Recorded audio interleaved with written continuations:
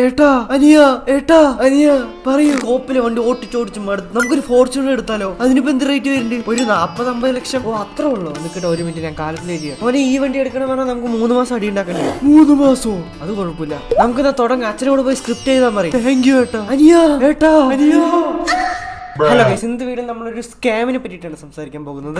ഞാൻ അവിടെ പറയാൻ പോകുന്നത് ബെറ്റിംഗ് കമ്പനിക്കാരെ ട്രേഡിംഗ് കമ്പനിക്കാരെ നടത്തുന്ന സ്കാമല്ല. പൊളിറ്റീഷ്യൻസ് ബ്രിഡ്ജ് കെട്ടുന്ന പറഞ്ഞിട്ട് കെട്ടാണ്ടിരുന്ന സ്കാമല്ല. ഞാനിവിടെ പറയാൻ പോകുന്നത് ഒരു ഫാമിലി വ്ളോഗറുടെ സ്കാമിനെ പറ്റിയിട്ടാണ്. കേരളത്തിലെ ദി ബിഗ്ഗസ്റ്റ് സ്കാം ഓഫ് 2025. നമ്മൾ എത്രയോ ആക്ടേഴ്സിന്റെ ഫാമിലി കണ്ടിട്ടുണ്ട്, പക്ഷേ ഫാമിലി ഫുൾ ആക്ടേഴ്സ് ആവുന്നത് ആദ്യമായിട്ടാണ് കാണുന്നത്. 2025 യൂട്യൂബിന്റെ ട്രെൻഡിംഗ് പേജിൽ പ്രഗ്നൻസി വീഡിയോ, ഡെലിവറി വീഡിയോ ഒക്കെ വരുന്നത് കേരളത്തിൽ മാത്രമായിരിക്കും. ഞാൻ ഓൾറെഡി ഫാമിലി വ്ളോഗേഴ്സിനെ പറ്റി 2 റോസ്റ്റ് വീഡിയോ ചെയ്തതാണ്. ആ വീഡിയോസിലൊക്കെ ഞാൻ ലേബർ റൂം വ്ളോഗും പ്രഗ്നൻസി വ്ളോഗൊക്കെ ചെയ്തത് ഞാൻ റോസ്റ്റ് ചെയ്തത്. ബട്ട് എനിക്കിപ്പോ വിശ്വാസമുണ്ട് ഗൈസ്, അവർ കുറച്ചെങ്കിലും മാറിയിട്ടുണ്ടാവും എന്ന് പറഞ്ഞ ഫാമിലി വ്ളോഗേഴ്സ് യൂട്യൂബിൽ സെർച്ച് ചെയ്യുമ്പോൾ തന്നെ എനിക്ക് ഫസ്റ്റ് വരുന്നത് ഫസ്റ്റ് നൈറ്റ് വ്ളോഗാണ്. ഫസ്റ്റ് നൈറ്റ് കുളമായി പറഞ്ഞു കഴിഞ്ഞാൽ ഈ വീഡിയോയിൽ എനിക്ക് കുറച്ച് നാണമൊക്കെ ഉണ്ടാവും കേട്ടോ, നിങ്ങളൊന്ന് അഡ്ജസ്റ്റ് ചെയ്യണം. ഫസ്റ്റ് നൈറ്റ് വ്ളോഗ് എടുത്ത് യൂട്യൂബിനകത്ത് അപ്ലോഡ് ചെയ്തപ്പോൾ തന്നെ എല്ലാവർക്കും മനസ്സിലായി നിനക്ക് നാണമുണ്ട്. We are divorced or not? ഞങ്ങളോട് ചോദിക്കണം എന്തിനാ? ഡിവോഴ്സ് ഒന്നും ആയിട്ടുണ്ടാവില്ല, അവൻ നിന്റെ അടുത്ത് പ്രാങ്ക് ചെയ്തിരിക്കും. Husband reaction to my pregnancy. Oh scene. ഇനി 1 കൊല്ലം കഴിയുമ്പോഴേക്ക് ഇവരുടെ വീട്ടിൽ ഒരു ഫോർച്യൂണർ ഉണ്ടാകും ഗൈസ്. വ്ളോഗേഴ്സിന്റെ പൈതോറസ് ഫോർമുല എന്ന് പറയുന്നത് growth of a child is inversely proportional to the growth of the child. ഇനി മുതൽ 1ാം മാസം വ്ളോഗ്, 2ാം മാസം വ്ളോഗ്, അങ്ങനെ 10ാം ക്ലാസ് വരെയുള്ള വ്ളോഗും ലേബർ റൂം വ്ളോഗ്, ഡെലിവറി വ്ളോഗും എന്തോരം കണ്ടന്റാ. ഒരു വ്ളോഗറിന്റെ ഫാമിലിയിൽ ഭാര്യ പ്രസവിക്കുമ്പോൾ ഫുള്ളി ചാർജ് ചെയ്തിട്ടുള്ള ക്യാമറയും പിടിച്ചുകൊണ്ട് ഭർത്താവ് ഫസ്റ്റ് ഇംപ്രഷൻ ഷൂട്ട് ചെയ്യുന്നുണ്ടാവും. വ്ളോഗേഴ്സിന്റെ ബിസിനസ് മോഡൽ സക്സസ് ആവുന്നത് അവരുടെ കണ്ടന്റിൽ കുട്ടികളെ മിക്സ് ചെയ്യുമ്പോഴാണ്. കുട്ടികളെ കാണിച്ചില്ലെങ്കിൽ ഇവർ എല്ലാവർക്കും ഫൈനാൻഷ്യൽ ക്രൈസിസ് ഉണ്ടാവും. ഇങ്ങനെയുള്ള കണ്ടന്റ് ഒക്കെ ഇന്ത്യയിൽ തന്നെ നടക്കത്തുള്ളൂ.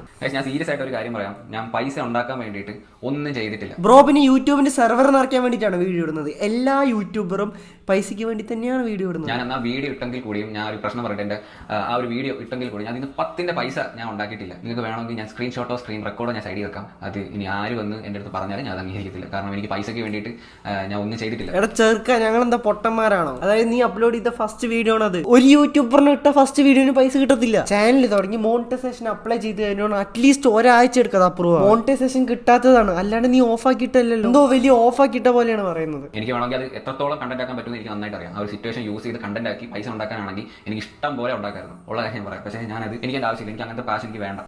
മോനെ പിന്നെ നീ ചാരിറ്റിക്ക് വേണ്ടിയിട്ടാണ് മോനെ ഏട്ടനുമായിട്ട് അടി ഉണ്ടാക്കുന്നത്. പിന്നെ 2ാമത്തെ കാര്യം, യൂട്യൂബിനകത്ത് വീഡിയോ ഇടുന്ന ഒട്ടുമിക്ക ആളുകളുടെ പ്രൈമറി മോട്ടീവ് എന്ന് പറയുന്നത് പൈസ ഉണ്ടാക്കലാണ്. ലൈക്ക് ഇപ്പോൾ ഒരു ആഡ് വരും.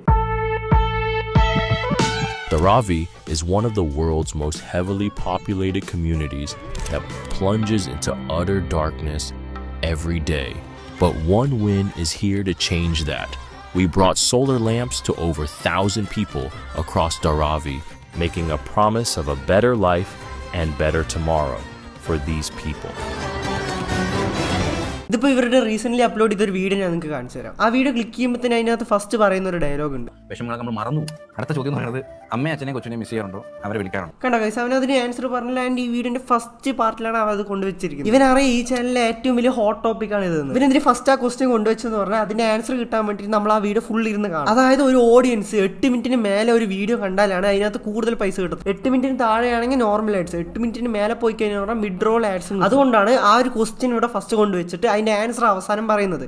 എന്നാലാണ് അത്രയും ഭാഗം ആളുകൾ കാണത്തുള്ളൂ, അപ്പോഴാണ് ഇവന് കൂടുതൽ പൈസ കിട്ടത്തുള്ളൂ. This is business. ഒട്ടുമിക്ക യൂട്യൂബേഴ്സിന് ഇതറിയാം. അതുകൊണ്ടാണ് എല്ലാവരും 8 മിനിറ്റിന് മേലെയുള്ള വീഡിയോസ് ഉണ്ടാക്കുന്നത്. മിസ്റ്റർ ബീസ്റ്റ് പാവങ്ങളെ സഹായിച്ച് വീഡിയോസ് ഇട്ടപ്പോൾ അത് ട്രെൻഡിങ് ആയി. ആ ട്രെൻഡിങ് കണ്ടിട്ട് ഇന്ത്യയിൽ ഫുക്രൈൻസ് എന്ന് പറഞ്ഞ യൂട്യൂബർ ഇതുപോലെ പാവങ്ങളെ സഹായിക്കാൻ തുടങ്ങി. അതും ട്രെൻഡിങ് ആയി. അത് കണ്ടിട്ട് കേരളത്തിൽ നിക് വ്ലോഗ്സ് ആളുകളെ സഹായിച്ചിട്ട് വീഡിയോസ് ഇടാൻ തുടങ്ങി. അത് ട്രെൻഡിങ് ആയപ്പോൾ സഞ്ജു ടെക്കി, മല്ലു ഫാമിലി എത്ര പേരാണ് ആളുകൾക്കൊക്കെ പൈസ കൊടുത്തിട്ട് വീഡിയോസ് ഇടുന്നത്. അവരെന്തോ നന്മ ചെയ്യുന്ന പോലെ ബേസിക്കലി ഓഡിയൻസിനെ മാനിപ്പുലേറ്റ് ചെയ്യണം അവർ. All they want is reach. നിങ്ങൾ ഫാമിലി വ്ലോഗേഴ്സിന്റെ ചാനൽസ് എടുത്ത് നോക്കിയാൽ നിങ്ങൾക്ക് മനസ്സിലാവും ആഴ്ചയിൽ ഓരോ കോൺട്രവേഴ്സീസ് ആണ്. കാരണം അവർക്കറിയാം കോൺട്രവേഴ്സീസ് ഉണ്ടാക്കിയാലാണ് പൈസ കൂടുതൽ കിട്ടുള്ളൂ എന്ന്. ഈ ചാനൽ ഒരു മാസം ഏൺ ചെയ്യുന്നത് 26 ലക്ഷം രൂപയാണ്. പ്രൊമോഷൻ കൂടി ആഡ് ചെയ്ത് പറഞ്ഞാൽ ഒരു 36 ലക്ഷം രൂപ വരും. ഈ കോൺട്രവേഴ്സി നടന്നപ്പോൾ നിങ്ങൾ എന്താ ചെയ്തത്? ഒരു ഗ്രൂപ്പ് ആളുകൾ അവന്റെ അക്കൗണ്ടിൽ പോയി തെറി വിളിച്ചു, മറ്റേ ഗ്രൂപ്പ് ആളുകൾ മറ്റവന്റെ അക്കൗണ്ടിൽ പോയി തെറി വിളിച്ചു. At the end of the day അവർ 2 ലക്ഷക്കണക്കിന് പൈസ ഉണ്ടാക്കി നിങ്ങളുടെ വാല്യുബിൾ ടൈം നിങ്ങൾ വേസ്റ്റ് ചെയ്യുകയും ചെയ്തു. ഞാൻ പറഞ്ഞു വരുന്നത് ഇത് ഇവരുടെ വീഡിയോസ് കാണണ്ടെന്നല്ല, എല്ലാം ഡ്രാമയാണെന്ന് മനസ്സിലാക്കുക.